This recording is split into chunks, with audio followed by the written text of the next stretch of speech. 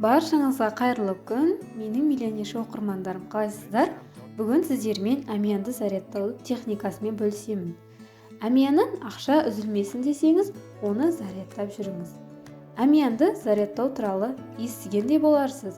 Ал зарядтаудың бірнеше түрі бар екенін де білетін боларсыз. Мен сіздерге бүгін әмиянды зарядтау туралы айтатын боламын. Қарапайым телефон зарядкасын аласыз. Тоққа тығатын басын тоққа, ал телефонға тығатын басын әмиянның ішіне қарай салып қоясыз. Түнімен тұрып, зарядталып, таңертең алып тастайсыздар. Бұл техниканың бір ерекшелігі, ол 8 сағат зарядта тұруы керек. Яғни, сіз әмияныңызды зарядқа қойған уақыттан бастап, таңертең 8 сағатқа дейін осы 8 сағат ішінде алып тастайсыз. Білесіздер, 8 саны бізде шексіздікті білдіреді.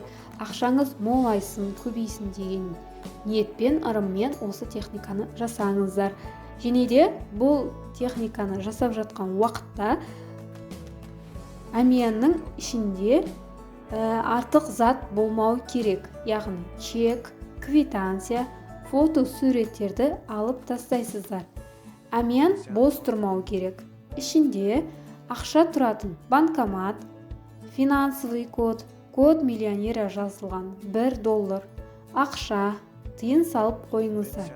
Неғұрлым көп ақша болған сайын, көп болғаны жақсы. Бұл әдіс көбінесе ай туған кезде және де ай өсімге кеткен кезде жасалады. Яғни ай өседі. Сіздің де қаражатыңыз, табысыңыз өседі деген сенім бар. Жаңа әмиян алған кезде немесе қолданып жүрген әмияныңызға осы техниканы жасауға кеңес береміз. Бұл техниканы жасағаннан кейін сіздердің табыстарыңыз өседі. Яғни ақша өздігінен келе бастайды. Менің миллионерші оқырмандарым, сіздер бай болу керексіздер.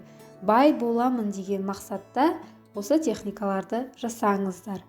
Бұл видеоны жайдан жай көріп отырған жоқ деп ойлаймын. Сондықтан да видео ұнаса лайк басыңыздар, достарыңызбен бөлісуді ұмытпаңыздар.